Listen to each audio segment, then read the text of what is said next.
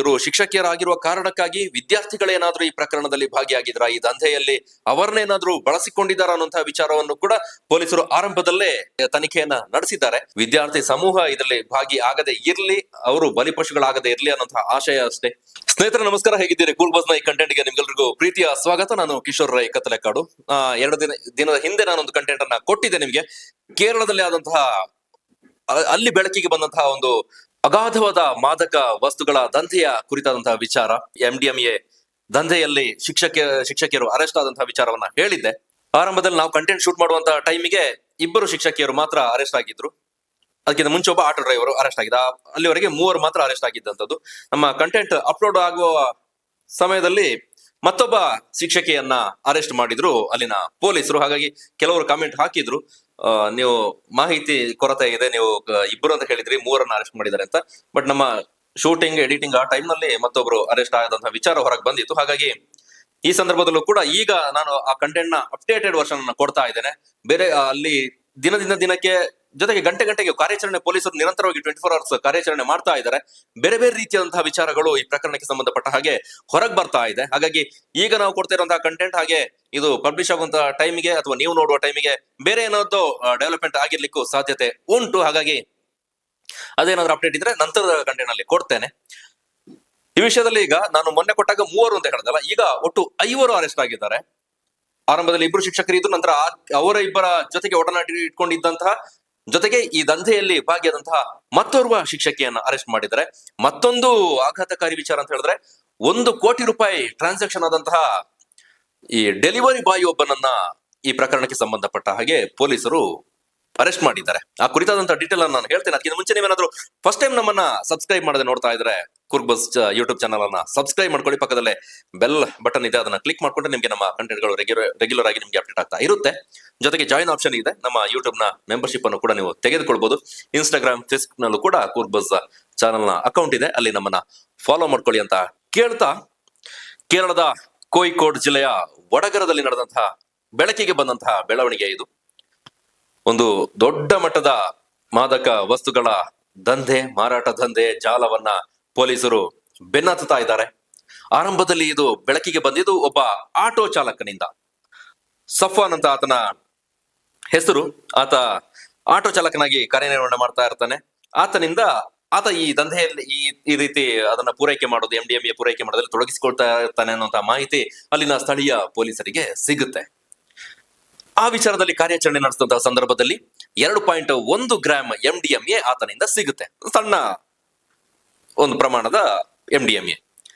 ಆತನನ್ನ ವಶಕ್ಕೆ ಪಡೆದು ವಿಚಾರಣೆ ನಡೆಸಿದಂತಹ ಸಂದರ್ಭದಲ್ಲಿ ನಂತರ ಯಾರ್ಯಾರಿಗೆ ಲಿಂಕ್ ಇದೆ ಅನ್ನೋದು ಎಲ್ಲವೂ ಕೂಡ ಬಯಲಾಗ್ತಾ ಹೋಗುತ್ತೆ. ಆರಂಭದಲ್ಲಿ ಕೀರ್ತನ ಅನ್ನುವಂತಹ ಶಿಕ್ಷಕಿಯ ಹೆಸರು ಈ ಪ್ರಕರಣದಲ್ಲಿ ತಳಕು ಆಕೆಯನ್ನ ವಶಕ್ಕೆ ಪಡೆದು ವಿಚಾರಣೆ ನಡೆಸಿದಂತಹ ಸಂದರ್ಭದಲ್ಲಿ ಆಕೆ ಇದರ ಭಾಗವಾಗಿರೋದು ಗೊತ್ತಾಗುತ್ತೆ. ಮುಂದುವರೆದು ಆಕೆಯ ಜೊತೆಗೆ ಇದ್ದಂತಹ ಶಿಕ್ಷಕಿ ಕಾವ್ಯ ಅನ್ನೋ ಆಕೆಯನ್ನು ಕೂಡ ವಶಕ್ಕೆ ಪಡಿತಾರೆ. ಆಕೆಯು ಕೂಡ ಇದರ ಭಾಗವಾಗಿದ್ದಾಳೆ ಅನ್ನುವಂತಹ ವಿಚಾರ ಪೊಲೀಸರಿಗೆ ಗೊತ್ತಾಗುತ್ತೆ. ನಂತರ ಅವರಿಬ್ಬರ ವಿಚಾರಣೆ ನಡೆಸಿದಂತಹ ಸಂದರ್ಭದಲ್ಲಿ ಮತ್ತೋರ್ವ ಶಿಕ್ಷಕಿ VP ನೀಶ್ಮಾ ಅನ್ನುವಂತ ಆಕೆಯ ಹೆಸರು ಇದರಲ್ಲಿ ತಳುಕಾಕೊಳ್ಳುತ್ತೆ. ಆಕೆಯನ್ನು ಕೂಡ ಪೊಲೀಸರು ಅರೆಸ್ಟ್ ಮಾಡ್ತಾರೆ. ಈ 3ರನ್ನ ವಿಚಾರಣೆ ನಡೆಸಿದಂತಹ ಸಂದರ್ಭದಲ್ಲಿ ಮತ್ತೋರ್ವನ ಹೆಸರು ಕೇಳಿ ಬರುತ್ತೆ. ಅದು ಜಿಜಿನ್ ಕುರಿಯಾಕೋಸ್ ಅಂತ. ಆತ ಒಬ್ಬ ಡೆಲಿವರಿ ಬಾಯ್. ಈ ಪಾರ್ಸೆಲ್ಗಳಲ್ಲಿ ಬರ್ತಾವಲ್ಲ, ನಮಗೆ ಆನ್ಲೈನ್ ಅಲ್ಲಿ ಪಾರ್ಸೆಲ್ ಬರೋದನ್ನ ಒಂದು ಏಜೆನ್ಸಿಯಿಂದ ಗ್ರಾಹಕರಿಗೆ ಡೆಲಿವರಿ ಮಾಡುವಂತಹ ಕೆಲಸವನ್ನ ಮಾಡ್ತಾ ಇರುವಂತಹ ಯುವಕ. ಆತನ ಹೇಗೆ ಅಂತ ಹೇಳಿದ್ರೆ, ಆತನ ಅಕೌಂಟ್ಗೆ ಈ ಬಾಕಿದ ಅರೆಸ್ಟ್ ಆಗಿದಾರಲ್ಲ ಅವರಿಂದ ಅವ್ರಿಗೂ ಇವರ ನಡುವೆ, ಜೊತೆಗೆ ಆತನ ಅಕೌಂಟ್ ನಲ್ಲಿ ಒಟ್ಟಾರೆ ಟ್ರಾನ್ಸಾಕ್ಷನ್ 1 ಕೋಟಿ ರೂಪಾಯಿ. ಅದು ಜಸ್ಟ್ 6 ತಿಂಗಳಲ್ಲಿ, ಈ ಕಳೆದ ಜನವರಿಯಿಂದ ಇಲ್ಲಿಯ ತನಕ ಆದಂತಹ ಟ್ರಾನ್ಸಾಕ್ಷನ್ 1 ಕೋಟಿ ರೂಪಾಯಿ ಅಂತ ಹೇಳಿದ್ರೆ ಎಷ್ಟರ ಮಟ್ಟಿಗೆ ಇವರ ಈ ದಂಧೆ ತೊಡಗಿಸ್ಕೊಂಡಿದೆ, ಜೊತೆಗೆ ಇವರ ವಹಿವಾಟು ಹೇಗೆಲ್ಲ ಇದೆ, ಎಷ್ಟು ದೊಡ್ಡ ಮಟ್ಟಿಗೆ ವಿಸ್ತರಿಸಿಕೊಂಡಿದೆ ಅನ್ನೋದನ್ನ ನಾವು ಕಲ್ಪನೆ ಮಾಡಿಕೊಳ್ಬಹುದು. ನಾನು ಹೇಳ್ತಾ ಇದ್ದೀನಿ, ಇಲ್ಲಿ ಆತನ ಉದ್ಯೋಗವನ್ನ, ಆತನ ವೃತ್ತಿಯನ್ನ ನಾನು ಕಡೆಗಣನೆ ಮಾಡ್ತಾ ಇದ್ದಾರೆ, ಕೀಳಾಗಿ ನೋಡ್ತಾ ಇಲ್ಲ. ಯಾಕಂದ್ರೆ ಅನೇಕರು ನಿಷ್ಠೆಯಿಂದ ಈ ವೃತ್ತಿಯನ್ನ ಮಾಡ್ತಾ ಇದ್ದಾರೆ, ಪ್ರೀತಿಯಿಂದ ವೃತ್ತಿಯನ್ನ ಮಾಡ್ತಾ ಇದ್ದಾರೆ. ಡೆಲಿವರಿ ಬಾಯ್ ಆಗಿ ಬಿಸಿಲು ಮಳೆ ಯಾವುದನ್ನು ಲೆಕ್ಕ ಮಾಡದೆ ಗ್ರಾಹಕರಿಗೆ ತಲುಪಿಸುವಂತ ಕೆಲಸದಲ್ಲಿ ತೊಡಗಿಸ್ಕೊಳ್ತಾ ಇದ್ದಾರೆ. ಅವರ ಬಗ್ಗೆ ಗೌರವ ಇದ್ದೇ ಇದೆ. ಆದ್ರೆ ಈತನ ಅಕೌಂಟ್ಗೆ 1 ಕೋಟಿ ರೂಪಾಯಿ ಟ್ರಾನ್ಸಾಕ್ಷನ್ ಆಗುತ್ತೆ ಅಂತ ಹೇಳಿದ್ರೆ ಆತನಿಗೆ ತಿಂಗಳಿಗೆ ಇರೋದು ಜಾಸ್ತಿ ಅಂದ್ರೆ ಎಷ್ಟಿರ್ಬೋದು, ಒಂದು 20-25 ಸಾವಿರ ರೂಪಾಯಿ, 30-35 ಸಾವಿರ ರೂಪಾಯಿ ಆತನಿಗೆ ಕಮಿಷನ್ ಆಧಾರದಲ್ಲಿ ಸಿಗ್ಬೋದು, ಅಥವಾ ಒಂದು 40 ಸಾವಿರ ಅಂದ್ರೆ ಇಟ್ಕೊಳ್ಳಿ. ಅದ್ರ ಆಚೆಗೆ ಈತನ ಕೋಟಿ ವಹಿವಾಟು ಆಗುತ್ತೆ ಅಂತ ಹೇಳಿದ್ರೆ ಪೊಲೀಸರಿಗೂ ಕೂಡ ಶಾಕ್ ಆಗಿದೆ. ಪೊಲೀಸರು ಈ ಪ್ರಕರಣದ ಬೆನ್ನತ್ತಿ ವಿಚಾರಣೆ ನಡೆಸಿದಂತಹ ಸಂದರ್ಭದಲ್ಲಿ ಆತನು ಕೂಡ ಇದರಲ್ಲಿ ಭಾಗಿಯಾಗಿದ್ದಾನೆ ಅನ್ನುವಂಥದ್ದು ಗೊತ್ತಾಗುತ್ತೆ. ನಾವು ಕೋಟ್ಯಾಧೀಶ್ವರರು ಬಂದು ಇಲ್ಲಿ ಡೆಲಿವರಿ ಬಾಯ್ ಆಗಿ ಅಥವಾ ಬೇರೆ ಸಣ್ಣ ಪ್ರಮಾಣದ ಕೆಲಸ ಮಾಡಬಾರ್ದು ಅನ್ನೋದಿಲ್ಲ. ಆದ್ರೆ ಎಷ್ಟು ಜನ ಮಾಡ್ತಾರೋ ಗೊತ್ತಿಲ್ಲ, ಬಟ್ ಮಾಡೋದು ತಪ್ಪಲ್ಲ, ಮಾಡ್ಬೋದು. ಆದ್ರೆ ಸಣ್ಣ ವೃತ್ತಿಯನ್ನ ಮಾಡಿಕೊಂಡು ಕೋಟ್ಯಾಂತರ ರೂಪಾಯಿ ಟ್ರಾನ್ಸಾಕ್ಷನ್ ಮಾಡ್ತಾನೆ ಅಂತ ಹೇಳಿದ್ರೆ ಸಹಜವಾಗಿ ಅನುಮಾನ ಬಂದೇ ಬರುತ್ತೆ. ವಿಶೇಷವಾಗಿ ಪೊಲೀಸರಿಗಂತೂ ಅನುಮಾನ ಬರುತ್ತೆ. ಈ ವಿಚಾರದಲ್ಲೂ ಬಂದಿದೆ. ಆತನನ್ನ ವಶಕ್ಕೆ ಪಡೆದು ವಿಚಾರಣೆ ನಡೆಸಿದ್ದಾರೆ. ಬೇರೆ ಬೇರೆ ಆಯಾಮದಲ್ಲಿ ಈ ಪ್ರಕರಣದ ತನಿಖೆ ನಡೀತಾ ಇದೆ. ಒಬ್ಬ ಆಟೋ ಡ್ರೈವರ್, ಜೊತೆಗೆ 3 ಶಿಕ್ಷಕಿಯರು, ಜೊತೆಗೆ ಈತ ಡೆಲಿವರಿ ಬಾಯ್, ಹೀಗೆ ಈ ಪ್ರಕರಣದಲ್ಲಿ ಬೇರೆ ಬೇರೆ ರೀತಿಯಾದಂತ ಬೇರೆ ಬೇರೆ ಕ್ಷೇತ್ರದಲ್ಲಿ ಇರುವವರು ತೊಡಗಿಸ್ಕೊಳ್ತಾ ಇದ್ದಾರೆ. ಅದರಲ್ಲೂ ದೊಡ್ಡ ಮಟ್ಟಿಗಿನ ಆಘಾತ ಅಂತ ಹೇಳಿದ್ರೆ ಈ ಶಿಕ್ಷಕಿಯರು, ಸಮಾಜಕ್ಕೆ ಮಾದರಿ ಆಗ್ಬೇಕಂತ ಶಿಕ್ಷಕಿಯರು, ವಿದ್ಯಾರ್ಥಿಗಳ ಭವಿಷ್ಯವನ್ನ ರೂಪಿಸಬೇಕಂತ ಶಿಕ್ಷಕಿಯರು, ಅದರಲ್ಲೂ ಗಮನಿಸಬೇಕಾದ ವಿಚಾರ ಅಂತ ಹೇಳಿದ್ರೆ ಅದರಲ್ಲಿ ಒಬ್ಬಾಕೆ ಈ ವಿಶೇಷ ಚೇತನ ಮಕ್ಕಳಿಗೆ ಪಾಠ ಮಾಡುವಂತಾಕೆ. ಇವರು ಈ ಮಾದಕ ವ್ಯಸನದಲ್ಲಿ ತೊಡಗಿಸ್ಕೊಂಡು ಮಾದಕ ವ್ಯಸನ ಮಾಡ್ತಾ ದಂಧೆಯಲ್ಲಿ ಭಾಗಿಯಾಗಿ ಆ ಮಕ್ಕಳಿಗೆ ಏನ್ ತಾನೇ ಹೇಳಿಕೊಡ್ಲಿಕ್ಕೆ ಸಾಧ್ಯ? ಇವರ ಕಾನ್ಸಂಟ್ರೇಷನ್ ಎಲ್ಲಿರುತ್ತೆ? ತರಗತಿಯಲ್ಲಿ ಹೋಗಿ ಪಾಠ ಮಾಡಿದಾಗ ಇವರ ಕಾನ್ಸಂಟ್ರೇಷನ್ ಆ ಮಕ್ಕಳಿಗೆ ಪಾಠ ಮಾಡ್ಬೇಕು ಅಂತ ಇರುತ್ತಾ? ಇವರ ಈ ದಂಧೆಯಲ್ಲಿ ಎಷ್ಟು ಅಮೌಂಟ್ ಬರುತ್ತೆ, ಎಲ್ಲಿಗೆಲ್ಲ ಐಟಮ್ಗಳನ್ನ ಇವರು ಮಾಲ್ಗಳನ್ನ ಸಾಗಾಟ ಮಾಡ್ಬೇಕು, ಯಾರಿಗೆ ಡೆಲಿವರಿ ಮಾಡ್ಬೇಕು, ಆ ನಿಟ್ಟಲ್ಲೇ ತಲೆ ಓಡಿಸ್ತಾ ಇದ್ದಿರ್ಬೋದೇನೋ. ಅದೃಷ್ಟಕ್ಕೆ ಇಷ್ಟು ಬೇಗ ಸಿಕ್ಕಾಕೊಂಡಿದ್ದಾರೆ. ಒಂದು ವೇಳೆ ಡಿಲೇ ಆಗಿದ್ದಿದ್ರೆ ಅದೆಷ್ಟೋ ಮಕ್ಕಳ ಭವಿಷ್ಯದ ಜೊತೆಗೆ ಇವರು ಚೆಲ್ಲಾಟ ಆಡ್ತಾ ಇದ್ರು. ಗೊತ್ತಿಲ್ಲ, ಮುಂದಕ್ಕೆ ಮಕ್ಕಳನ್ನು ಕೂಡ ಈ ದಂಧೆಯಲ್ಲಿ ಭಾಗಿಯಾಗ್ಲಿಕ್ಕೆ ಸಾಧ್ಯತೆಯನ್ನು ಕೂಡ ತಲೆ ಹಾಕುವಂತೆ ಇಲ್ಲ. ಅವರ ದುಡ್ಡಿಗಾಗಿ ಏನ್ ಮಾಡ್ಲಿಕ್ಕೂ ಕೂಡ ಹೇಸ್ತಾ ಇರ್ಲಿಲ್ಲ ಅನ್ಸುತ್ತೆ. ಪೊಲೀಸರನ್ನ ಮೆಚ್ಚಲೇಬೇಕು. ಅವ್ರನ್ನ ವಶಕ್ಕೆ ಪಡೆದು ಅರೆಸ್ಟ್ ಮಾಡಿ ವಿಚಾರಣೆಯನ್ನ ನಡೆಸ್ತಾ ಇದ್ದಾರೆ. ಈ ಪ್ರಕರಣದಲ್ಲಿ ಅಲ್ಲಿನ ಪೊಲೀಸ್ ಅಧಿಕಾರಿಗಳು ನಿನ್ನೆ ಸುದ್ದಿಗೋಷ್ಠಿ ನಡೆಸಿ ಮಾಹಿತಿಯನ್ನ ಕೊಡ್ತಾ ಇದ್ರು.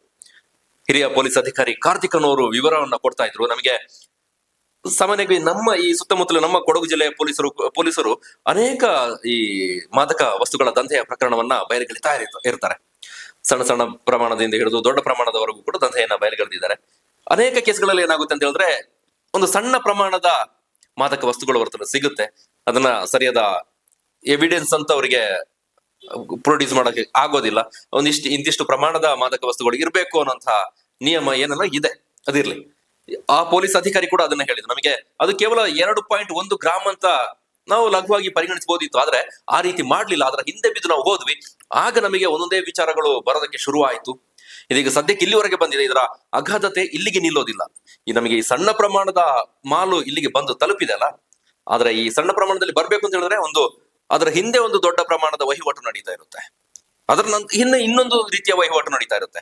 ಆ ಎಲ್ಲದರ ಜಾಲ ನಮಗೆ ಸಿಗ್ಬೇಕಾಗಿದೆ. ಆ ನಿಟ್ಟಿನಲ್ಲಿ ನಮ್ಮ ಪೊಲೀಸರು ಕಾರ್ಯನಿರ್ವಹಣೆ ಮಾಡ್ತಾ ಇದ್ದಾರೆ ಅನ್ನೋ ವಿಚಾರವನ್ನ ಪೊಲೀಸ್ ಅಧಿಕಾರಿ ಹೇಳ್ತಾ ಇದ್ದಾರೆ. ಅಲ್ಲಿನ ಸ್ಥಳೀಯ SP ಆಗಿರುವಂತಹ ಮೆರಿನ್ ಜೋಸೆಫ್ ಅವರ ನೇತೃತ್ವದಲ್ಲಿ ಪ್ರಕರಣ ತನಿಖೆ ನಡೀತಾ ಇದೆ. ಇನ್ಯಾರ್ಯಾರು ಭಾಗಿಯಾಗಿದ್ದಾರೆ ಗೊತ್ತಿಲ್ಲ. ಖಂಡಿತವಾಗಿಯೂ ಒಂದು ದೊಡ್ಡ ಜಾಲವೇ ಇದರ ಹಿಂದೆ ಇದೆ ಅನ್ನೋದ್ರಲ್ಲಿ ಯಾವುದೇ ಅನುಮಾನ ಇಲ್ಲ. ಜಸ್ಟ್ ಒಂದು 6 ತಿಂಗಳಲ್ಲಿ ಆತನ ಅಕೌಂಟಿಗೆ 1 ಕೋಟಿ ವಹಿವಾಟು ಆಗುತ್ತೆ ಅಂತ ಹೇಳಿದ್ರೆ ಇದು ಕೇವಲ ಆತನ ಅಕೌಂಟಿಗೆ. ಅದ್ರ ಆಚೆಗೆ ಆ ಶಿಕ್ಷಕಿಯರ ಇದರಲ್ಲಿ ಲಕ್ಷಾಂತರ ರೂಪಾಯಿ ವಹಿವಾಟು ಅವರ ಅಕೌಂಟ್ ನಲ್ಲಿ ಆಗಿದೆ. ಅದರ ಹಿಂದೆ ಬಿದ್ದು ಹೋದಾಗ ಇನ್ನೂ ಅನೇಕ ಅಚ್ಚರಿಯ ವಿಚಾರಗಳು ಬಯಲಿಗೆ ಬಂದೇ ಬರುತ್ತೆ. ಆಪರೇಷನ್ ತೂಫಾನ್ ಅಂತ ದೊಡ್ಡ ಮಟ್ಟಿಗಿನ ಕಾರ್ಯಾಚರಣೆಯನ್ನ ಕೇರಳ ಸರ್ಕಾರ ಮಾಡ್ತಾ ಇದೆ. ನಿಜಕ್ಕೂ ನಾವು ಮೆಚ್ಚಲೇಬೇಕು. ಒಂದು ಒಳ್ಳೆಯ ಹೆಸರನ್ನ ಇಟ್ಟು ಕೆಲ ತಿಂಗಳ ಹಿಂದಷ್ಟೇ VD ಸತೀಶನ್ ನೇತೃತ್ವದಲ್ಲಿ ಅಲ್ಲಿ ಸರ್ಕಾರ ಅಸ್ತಿತ್ವಕ್ಕೆ ಬಂದ ಆರಂಭದಲ್ಲೇ ಈ ನಿಟ್ಟಿನಲ್ಲಿ ಕ್ರಮವನ್ನ ಕೈಗೊಳ್ಳೋದಕ್ಕೆ ಮುಂದಾಗಿದ್ದಾರೆ. ಅದಕ್ಕೆ ದೊಡ್ಡ ಮಟ್ಟಿಗಿನ ಯಶಸ್ಸು ಕೂಡ ಸಿಗ್ತಾ ಇದೆ. ಎಲ್ಲೆಲ್ಲ ನಾವು ನಿರೀಕ್ಷೆ ಮಾಡಿರ್ಲಿಕ್ಕೆ ಸಾಧ್ಯ ಇಲ್ವೋ ಅಲ್ಲೆಲ್ಲ ಈ ಜಾಲ ವಿಸ್ತರಿಸಿಕೊಂಡಿರೋದು ಗೊತ್ತಾಗ್ತಾ ಇದೆ. ಇನ್ನೊಂದು ಶಾಕಿಂಗ್ ವಿಚಾರ ಏನು ಅಂತ ಹೇಳಿದ್ರೆ ನಮ್ಮ ಕರ್ನಾಟಕ ಕೂಡ ಈ ದಂಧೆಯ ಹೆಸರು ತಳಕಾಕೊಳ್ತಾ ಇದೆ. ಈ ಶಿಕ್ಷಕಿಯರೇನಿದ್ದಾರೆ ಇದರಲ್ಲಿ ಭಾಗಿಯಾದಂತವ್ರು, ಅವರು ಕರ್ನಾಟಕ ಬೆಂಗಳೂರಿಗೆ ಬಂದು ಈ ಕೆಲವು ತಿಂಗಳ ಹಿಂದೆ ಬಂದು ಹೋಗಿದ್ದಾರೆ ಅನ್ನೋಂಥ ವಿಚಾರ ಇದೆ. ಇದೇ ಉದ್ದೇಶಕ್ಕಾಗಿ ಬಂದಿದ್ದಾರೆ ಅನ್ನೋದು ಗೊತ್ತಿಲ್ಲ. ಬೇರೆ ಉದ್ದೇಶಕ್ಕೂ ಕೂಡ ಬಂದಿರಬಹುದು ಅಥವಾ ಟ್ರಿಪ್ ಬಂದಿರಬಹುದು. ಆದ್ರೆ ಪೊಲೀಸರು ಸಹಜವಾಗಿ ಅದರ ಹಿಂದೆ ಬಿದ್ದು ತನಿಖೆಯನ್ನ ನಡೆಸ್ತಾರೆ. ಯಾಕಾಗಿ ಬಂದಿದ್ರು, ಇಲ್ಲಿ ಏನಾದ್ರು ಅವರು ಆ ರೀತಿಯಂತಹ ವಹಿವಾಟನ್ನು ಇಟ್ಕೊಂಡಿದ್ರ, ಇದರ ಆಚೆಗೆ ಬೇರೆ ರಾಜ್ಯಗಳಲ್ಲಿ, ಬೇರೆ ಜಿಲ್ಲೆಗಳಿಗೆ, ಬೇರೆ ಪ್ರದೇಶಗಳಿಗೆ ಅವರು ಈ ಮಾದಕ ವಸ್ತುಗಳನ್ನ ಸಾಗಾಟ ಮಾಡ್ತಾ ಇದ್ರ ಅನ್ನೋ ಆಯಾಮದಲ್ಲೂ ಕೂಡ ತನಿಖೆ ನಡೀತಾ ಇದೆ. ಆದ್ರೆ ಇನ್ನೊಂದು ವಿಚಾರ ಅಂತ ಹೇಳಿದ್ರೆ ಅವರು ತನಿಖೆಗೆ ಸರಿಯಾದ ರೀತಿಯಲ್ಲಿ ಸ್ಪಂದಿಸ್ತಾ ಇಲ್ಲ ಅನ್ನೋ ವಿಚಾರವನ್ನು ಕೂಡ ಅಲ್ಲಿನ ಮಾಧ್ಯಮಗಳು ವರದಿ ಮಾಡ್ತಾ ಇದಾವೆ. ಅವರ ಬ್ಯಾಂಕ್ ಡೀಟೇಲ್ ಇರ್ಬೋದು ಅಥವಾ ಬೇರೆ ಬೇರೆ ಪೊಲೀಸರ ತನಿಖೆ ಬೇರೆ ರೀತಿಯಲ್ಲೇ ಇರುತ್ತೆ, ಆದ್ರೆ ಅದಕ್ಕೆಲ್ಲ ಪೂರಕವಾಗಿ ಸ್ಪಂದನೆ ಕೊಡ್ತಾ ಇಲ್ಲ ಅನ್ನೋಂತ ವಿಚಾರ ಇದೆ. ಬಟ್ ಪೊಲೀಸರು ಬಿಡ್ಲಿಕ್ಕಿಲ್ಲ, ಹೆಂಗೆ ಅವರಿಂದ ಬಾಯಿ ಬಿಡಿಸ್ಬೇಕು ಎಲ್ಲವನ್ನು ಕೂಡ ಬಿಡಿಸ್ತಾರೆ ಅನ್ನೋಂತಹ ವಿಶ್ವಾಸ ಇದೆ. ಅದು ಪೊಲೀಸ್ ವ್ಯವಸ್ಥೆಗಿರುವಂತಹ ತಾಕತ್ತು. ಇದರ ಜೊತೆಗೆ ಅವರು ಈ ವಿದೇಶಿ ಸಿಮ್ಗಳನ್ನ ಕೂಡ ಬಳಕೆ ಮಾಡ್ತಾ ಇದ್ರಂತೆ. ವಿದೇಶಿ ಸಿಮ್ಗಳನ್ನ ಹೇಗೆ ಬಳಕೆ ಮಾಡ್ತಾ ಇದ್ರು ಅನ್ನೋದು ಪ್ರಶ್ನೆ ಬರ್ಬೋದು. ಈ ವಾಟ್ಸ್ಆಪ್ ನಲ್ಲಿ ಲೊಕೇಶನ್ ಗಳನ್ನ ಶೇರ್ ಮಾಡೋದಕ್ಕೆ ಇವರು ಒಬ್ರು ಅಮೌಂಟ್ ಹಾಕಿ ನಮಗೆ ಇವರು ಸ್ಕ್ಯಾನರ್ ನ ಕಳಿಸ್ತಾ ಇದ್ರು. ಇನ್ಸ್ಟಾಗ್ರಾಮ್ ನಲ್ಲಿ ಲಿಂಕ್ ಬೆಳೆಸ್ಕೊಳ್ತಾ ಇದ್ರಂತೆ. ಇನ್ಸ್ಟಾಗ್ರಾಮ್ ನಲ್ಲಿ ಪರಿಚಯ ಮಾಡ್ಕೊಂಡು ಈ ರೀತಿ ಡೀಲ್ ಕುದುರಿಸ್ಕೊಂಡು ಲಿಂಕ್ ಅನ್ನ ಶೇರ್ ಮಾಡಿ, ಅವರ QR ಕೋಡ್ ಅನ್ನ ಶೇರ್ ಮಾಡಿ ಅಲ್ಲಿಗೆ ಅಮೌಂಟ್ ಅನ್ನ ಹಾಕಿಸ್ಕೊಳ್ತಾ ಇದ್ರಂತೆ. ನಂತರ ಅವರು ಈ ಲೊಕೇಶನ್ ಎಲ್ಲಿ ಅವರು ಮಾದಕ ವಸ್ತುಗಳನ್ನ ಇಡ್ತಾರೆ ಅಥವಾ ಎಲ್ಲಿ ಸಿಗುತ್ತೆ ಅನ್ನೋದ್ರ ಬಗ್ಗೆ ವಿವರವನ್ನ ಕೊಡ್ಬೇಕಲ್ಲ, ಅದನ್ನ ಶೇರ್ ಮಾಡೋದಕ್ಕೆ GPS ಲೊಕೇಶನ್ ಅನ್ನು ಶೇರ್ ಮಾಡ್ತಾ ಇದ್ರಂತೆ. ಅದಕ್ಕಾಗಿ ವಿದೇಶಿ ನಂಬರ್ ಗಳನ್ನ ಬಳಕೆ ಮಾಡ್ತಾ ಇದ್ರು. ಆ ಮೂಲಕ ಆ ನಂಬರ್ ನಲ್ಲಿ ವಾಟ್ಸ್ಆಪ್ ಅನ್ನ ಬಳಸ್ಕೊಂಡು ಆ ವಾಟ್ಸ್ಆಪ್ ನಲ್ಲಿ ಇವರು ಲಿಂಕ್ ಅನ್ನ ಶೇರ್ ಮಾಡ್ತಾ ಇದ್ರು ಅನ್ನೋ ವಿಚಾರವನ್ನು ಕೂಡ ಪೊಲೀಸರು ಹೇಳಿದ್ದಾರೆ. ಸ್ಥಳೀಯ ನಂಬರ್ ಗಳನ್ನ ಬಳಸಿದ್ರೆ ಸುಲಭವಾಗಿ ನಾವು ಸಿಕ್ಕಿ ಹಾಕಿಕೊಳ್ಳುವಂತಹ ಸಾಧ್ಯತೆ ಇದೆ. ಹಾಗಾಗಿ ವಿದೇಶಿ ನಂಬರ್ ಗಳನ್ನ ಬಳಸಿ ಇವರು ಈ ರೀತಿಯಾದಂತಹ ತಮ್ಮ ಚಟುವಟಿಕೆಗಳನ್ನ ಮಾಡ್ತಾ ಇದ್ರು ಅನ್ನೋ ವಿಚಾರ ಕೂಡ ಗಮನಿಸಬೇಕು ನಾವು. ಇಲ್ಲಿ ಆಗ ವಿದೇಶದಿಂದ ಸಿಮ್ ಅನ್ನ ಇವರಿಗೆ ಪೂರೈಸಿದ್ ಯಾರು, ಯಾರ ಹೆಸರಿನಲ್ಲಿ ಸಿಮ್ ಅನ್ನ ತರಿಸ್ಕೊಂಡಿದ್ದಾರೆ, ಅಥವಾ ಇವರು ವಿದೇಶಕ್ಕೆ ಹೋಗಿ ಅಲ್ಲಿ ಏನಾದ್ರು ವಹಿವಾಟನ್ನ ಮಾಡ್ತಾ ಇದ್ರ? ಈಗ ವಿದೇಶದಿಂದ ಸಿಮ್ ಅನ್ನ ಬಳಸಬೇಕು ಅಂತ ಹೇಳಿದ್ರೆ ನನಗಿರೋ ಮಾಹಿತಿ ಪ್ರಕಾರ ಅಲ್ಲಿಗೆ ಹೋದಂತಹ ಸಂದರ್ಭದಲ್ಲಿ ನಮಗೆ ಬೇಕಾದಾಗ ನಾವು ಸಿಮ್ ಅನ್ನ ಬಳಕೆ ಮಾಡ್ಕೋಬಹುದು, ಅಥವಾ ಇಲ್ಲಿ ಇದ್ಕೊಂಡು ಬಳಸಬಹುದಾ, ಅಥವಾ ಇಲ್ಲಿ ಇದ್ಕೊಂಡು ನಾವು ವಿದೇಶಿ ಸಿಮ್ ಅನ್ನ ಆಕ್ಟಿವೇಟ್ ಮಾಡ್ಕೊಳ್ಬಹುದಾ ಗೊತ್ತಿಲ್ಲ. ಅದನ್ನೆಲ್ಲ ತನಿಖೆ ಮಾಡ್ತಾ ಇದ್ದೇವೆ ಅಂತ ಪೊಲೀಸ್ ಅಧಿಕಾರಿಗಳು ಹೇಳಿದ್ದಾರೆ. ಅದರ ವಿಚಾರ ಕೂಡ ಬಹಿರಂಗವಾಗ್ಲಿಕ್ಕೆ ಇದೆ. ಇದರ ಜೊತೆಗೆ ಅವರು ಈ ಕಮಿಷನ್ ಹೇಗೆ ಅಂತ ಹೇಳಿದ್ರೆ 50,000 ರೂಪಾಯಿ ಡೀಲ್ ಮಾಡಿದ್ರೆ ಅವರಿಗೆ 3,000 ರೂಪಾಯಿ ಕಮಿಷನ್ ಕೊಡ್ತಾ ಇದ್ರಂತೆ. 50,000 ರೂಪಾಯಿನ ಮಾಲನ್ನ ಇವರಿಂದ ಪರ್ಚೇಸ್ ಮಾಡ್ಕೊಂಡ್ರೆ ಯಾರು ಪರ್ಚೇಸ್ ಮಾಡಕ್ಕೆ ಮೀಡಿಯೇಟರ್ ಆಗಿ ಕೆಲಸ ಮಾಡ್ತಾ ಇರ್ತಾರೆ ಅವರಿಗೆ 3,000 ರೂಪಾಯಿ ಕಮಿಷನ್. ಆ ರೀತಿಯಾದ ವಹಿವಾಟು ಇವರ ಈ ಚಟುವಟಿಕೆಯಲ್ಲಿ ನಡೀತಾ ಇತ್ತು, ಈ ವಹಿವಾಟಿನಲ್ಲಿ ನಡೀತಾ ಇತ್ತು ಅನ್ನುವಂತಹ ವಿಚಾರ ಕೂಡ ಈ ಆರಂಭದ ತನಿಖೆಯಲ್ಲಿ ಬಹಿರಂಗ ಆಗಿದೆ. ಆಗ್ಲೇ ಹೇಳಿದಾಗೆ ಸಣ್ಣ ಮೊತ್ತದಿಂದ ಹಿಡಿದು ಲಕ್ಷಾಂತರ ರೂಪಾಯಿವರೆಗೂ ಕೂಡ ಟ್ರಾನ್ಸಾಕ್ಷನ್ ಆಗಿರುವಂತಹ ಡೀಟೇಲ್ಸ್ ತನಿಖೆಯಲ್ಲಿ ಸಿಕ್ಕಿದೆ.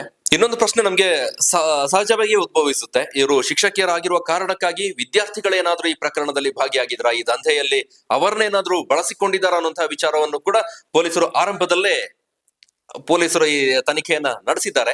ಆದ್ರೆ ಒಂದೊಳ್ಳೆ ವಿಷಯ ಏನು ಅಂತ ಹೇಳಿದ್ರೆ ಯಾರು ಕೂಡ ವಿದ್ಯಾರ್ಥಿಗಳು ಈವರೆಗಿನ ತನಿಖೆಯಲ್ಲಿ ಇದರಲ್ಲಿ ಭಾಗಿಯಾಗಿಲ್ಲ ಅನ್ನೋಂಥ ವಿಚಾರ ತಿಳಿದು ಬಂದಿದೆ ಅನ್ನೋಂಥ ಮಾಹಿತಿ ಪೊಲೀಸ್ ಮೂಲಗಳಿಂದ ಲಭ್ಯ ಆಗಿರುವಂತದ್ದು. ಭಾಗಿ ಆಗದೆ ಇರ್ಲಿ ಅನ್ನೋಂಥ ಆಶಯ ನಮ್ ಕಡೆಯಿಂದಲೂ ಕೂಡ. ಯಾಕಂದ್ರೆ ಮೊನ್ನೆ ಕಂಟೆಂಟ್ ಹಾಕಿದಂತ ಸಂದರ್ಭದಲ್ಲಿ ಅನೇಕರು ಕಮೆಂಟ್ ಹಾಕಿದ್ರು, ಕೇರಳ ಭಾಗದಲ್ಲಿ ಈ ರೀತಿಯಾದಂತಹ ದಂಧೆಯಲ್ಲಿ ಬೇರೆ ಬೇರೆ ಅವರು ತೊಡಗಿಸ್ಕೊಳ್ತಾ ಇದ್ದಾರೆ, ವಿದ್ಯಾರ್ಥಿಗಳನ್ನು ಕೂಡ ಭಾಗಿಯಾಗಿಸ್ತಾ ಇದ್ದಾರೆ ಅನ್ನೋಂತ ಕಮೆಂಟ್ ಅನ್ನು ಹಾಕ್ತಾ ಇದ್ರು. ಬಟ್ ಗೊತ್ತಿಲ್ಲ ನಮ್ಗೆ ಹೇಗಿದೆ ಅಂತ, ಕಮೆಂಟ್ ಅನ್ನೇ ನಂಬಿ ನಾವು ಎಲ್ಲವನ್ನ ಹೇಳೋದಕ್ಕೆ ಆಗೋದಿಲ್ಲ. ಆದ್ರೆ ವಿದ್ಯಾರ್ಥಿ ಸಮೂಹ ಇದರಲ್ಲಿ ಭಾಗಿ ಆಗದೆ ಇರ್ಲಿ, ಅವರು ಬಲಿಪಶುಗಳಾಗದೆ ಇರ್ಲಿ ಅನ್ನೋಂತಹ ಆಶಯ ಅಷ್ಟೇ.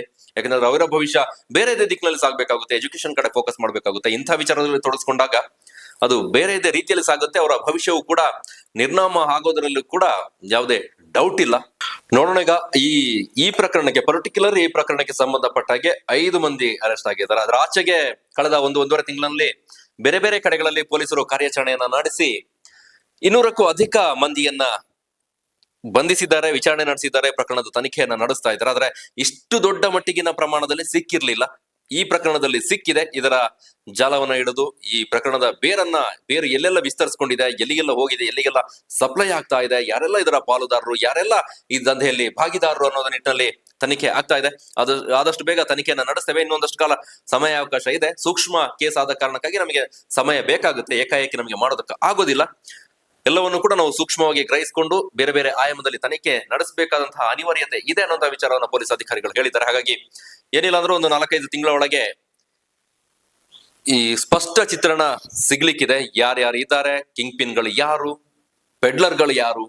ಈಗ ಸಿಕ್ಕಿರೋರು ಇವರು ಐ ಥಿಂಕ್ ಒಂದು ಮೀಡಿಯೇಟರ್ಗಳ ರೀತಿ ಕೆಲಸ ಮಾಡ್ತಾ ಇದ್ರು ಅನ್ಕೊಳ್ತೇನೆ. ದೊಡ್ಡ ಮಟ್ಟಿಗಿನ ಎಲ್ಲಾ ಮಾಲ್ಗಳನ್ನ ತಂದು ಇವರು ಪೂರೈಕೆ ಮಾಡ್ತಾ ಇರ್ಲಿಲ್ಲ, ಒಂದು ಮಧ್ಯವರ್ತಿಗಳ ರೀತಿಯಲ್ಲಿ ಇವ್ರು ಇದ್ಕೊಂಡು ಕೆಲಸ ಮಾಡ್ತಾ ಇರುವ ಹಾಗೆ ಇದೆ. ಯಾಕೆಂದ್ರೆ ಇವರ ಟ್ರಾನ್ಸಾಕ್ಷನ್ ಬೇರೆ ಬೇರೆ ಕಡೆಗಳಿಂದ ಬರ್ತಾ ಇತ್ತು, ಇವರು ಅದನ್ನ ಸಪ್ಲೈ ಮಾಡುವಂತಹ ಕೆಲಸವನ್ನ ಮಾಡ್ತಾ ಇದ್ರು. ಹಾಗಾಗಿ ಇದರ ಮೇಲೆಗೆ ಒಂದಷ್ಟು ದೊಡ್ಡ ಜಾಲ ದೊಡ್ಡ ಪ್ರಮಾಣದಲ್ಲಿ ತೊಡಗಿಸಿಕೊಂಡಿರುವ ಸಾಧ್ಯತೆ ದಟ್ಟವಾಗಿದೆ. ಅದು ಆದಷ್ಟು ಬೇಗ ಬರ್ಲಿ ಅಂತ ಹೇಳ್ತಾ, ಪ್ರಕರಣದ ಕುರಿತಾಗಿ ನಿಮ್ಗೆ ಏನಾದ್ರು ಅನ್ಸಿದ್ರೆ ಕಮೆಂಟ್ ನಲ್ಲಿ ತಿಳಿಸಿ. Thank you very much content ನೋಡಿದಕ್ಕಾಗಿ. ಮುಂದಿನ ಕಂಟೆಂಟ್ ಸಿಗ್ತಾನೆ. ಎಲ್ಲರೂ ಕ್ಷೇಮವಾಗಿರಿ. ಧನ್ಯವಾದ.